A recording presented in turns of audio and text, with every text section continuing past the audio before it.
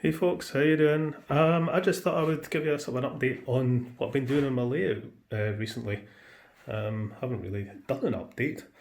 Yeah, the main thing I've been doing is point replacement. I've been replacing all the old points with new points with the motors underneath, so they work really well. I've replaced all these ones there. It's a lot of work to do, when the points are all ballasted in.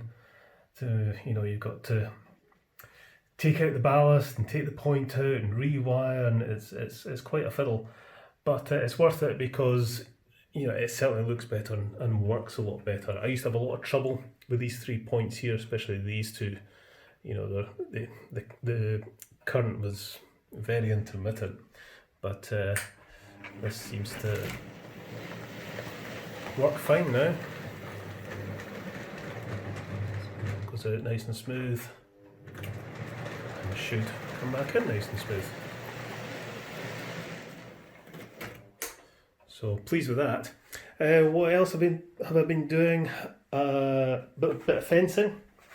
This is just old Hornby trackside fencing that I've just glued in, painted, and I've been putting in some bushes just to make it look a bit more real. As I've said before, I'm not looking for super realism with this layout. It's just a bit of fun. I've repainted my road surface. I sanded down the plasticine and just painted over it, just trying to make it look a bit more like tarmac.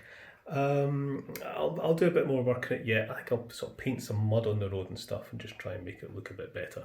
And I need to do some work on the verges and stuff. What else have I done?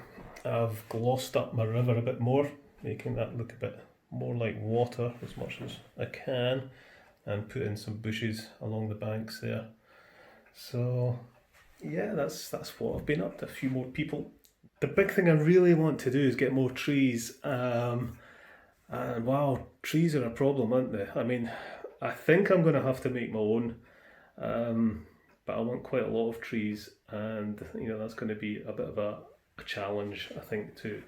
I've never made trees before, so that's going to be interesting.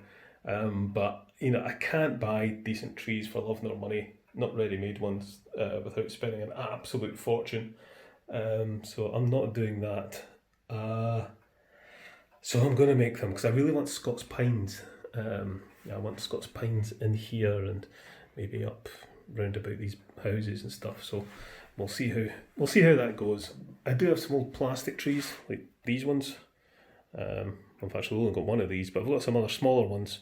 So I can maybe do something with those, paint them and get them flocked up or something. Maybe try and make them look a bit better. But yeah, that's what I've been doing. As I say, mostly points. I've got a few more to replace. These are new points, but I want to get rid of those. I hate these motors, and get the motor underneath them. The only way to do that is to take the point out. So that's going to be a bit of a job. And as I say, that's an older point. That'll need to be completely replaced. That one just needs the motor replaced. And I've got two left hands over there that I may retire those completely. I don't really need those points. I put them in because I had them. I very, very rarely use them. I would probably use them more if they were right hands. So maybe, I don't know, I'll think about that. But I don't see the point in spending money and replacing them. So I'll either just leave them as they are, or I'll just take them out and just have two less points. But I do have a sort of a vague plan of putting in a right hand point here and extending the layout out a little bit to have big sidings going up the back of that hill there, just so I can have more trains on track ready to come out into the layout. Because at the moment I can park two small trains there and I can park one train here. Something else I've done is I've put in an isolator in the track here, so when this point is open, this bit of track is isolated. So I can park a train there and still use my outer loop power to bring a train round from anywhere else in the layout into this siding. Like so.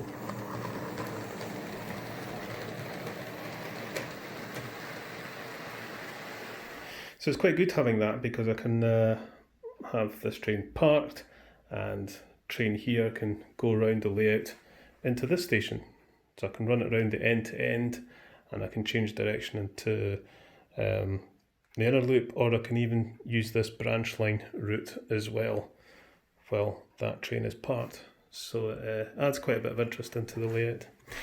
So there we go, that's where we are. It's come quite a long way in a fairly short period of time, really.